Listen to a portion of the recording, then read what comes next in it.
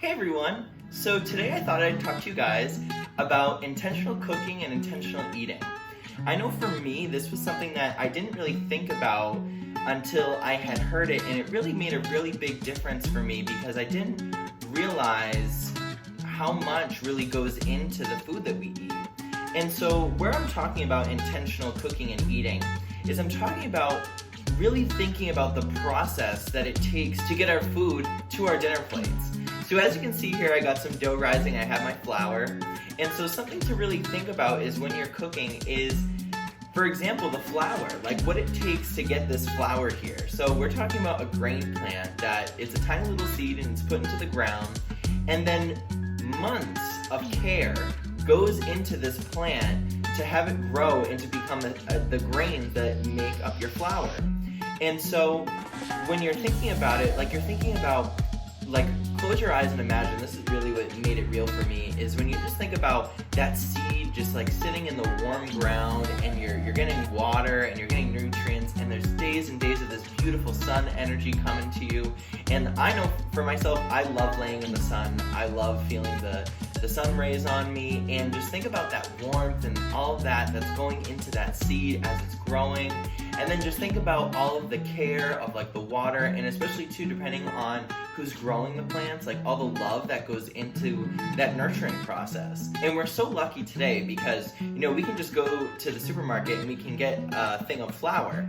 So then not only has all that time gone into the growing of the plant, but now the plant is then harvested, again with people using their energy to take this plant, and then they bring it to a factory where they're processing it and they're grinding it down to flour that you can use, as opposed to you having to grow grain yourself and then picking the grains, but then also spending hours grinding it with your hands or a machine. The thing is we take for granted, I think, as a society, because going to the supermarket is just something that's so readily available, and we can go and you can get any food that you can imagine, where not too long ago in human history, we had to grow our own food. And a lot of people, like whether they were farmers, they had to grow and they had to have that whole process where they really felt what it was like to nurture and grow that food, and being proud of the growth that they helped that plant grow and how it got to their plate. And so I think a lot of people today,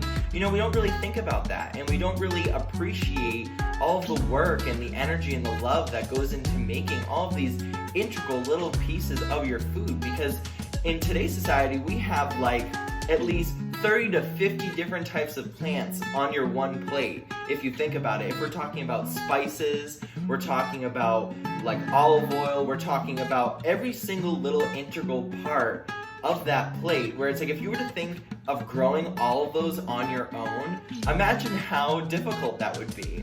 And so I think it's just something that, like I said, that we take for granted, because we think as people, oh, I'm strong, I'm independent, I can live out on my own, when we are a community-based species.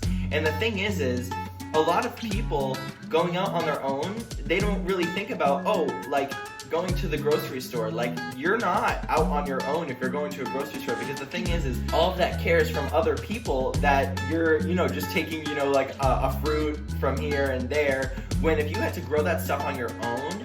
And to think of it too, like if you were living on your own, you have to grow enough food to last you a whole winter, because you can't grow during the winter, So I think it's just something that we take for granted and I think it's just a beautiful thing that the human species is so connected in a way that we share our resources and we have a way of transporting all those things so that we can all enjoy these different spices, these different fruits and vegetables and food from all different parts of the world. And it's just such an easy thing to, just go into the supermarket and buy these little things that you don't really think about it, and you really don't appreciate it either.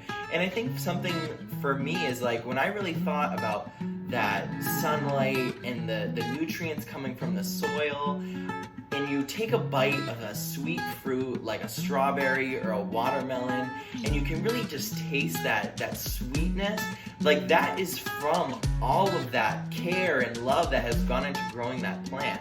And so really what it made me do is when I eat fruits and vegetables now, I really have this different appreciation because I can really feel and I really acknowledge all the love and the hard work and the energy that goes into making those vegetables and fruits and the things that we love every day. So next time you sit down to eat, take a look at your plate and just imagine all of the vegetables and fruits and all the different parts that are in your food, and imagine how long it took for each of those little things to come together to be into your plate.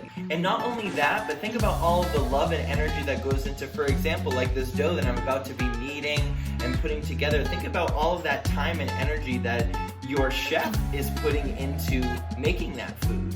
Because I think it's something, in today's society that we don't really look at a chef or a farmer as being like such an amazing job. But really, to think about it, if we didn't have those people, we would not be able to sustain ourselves as a society.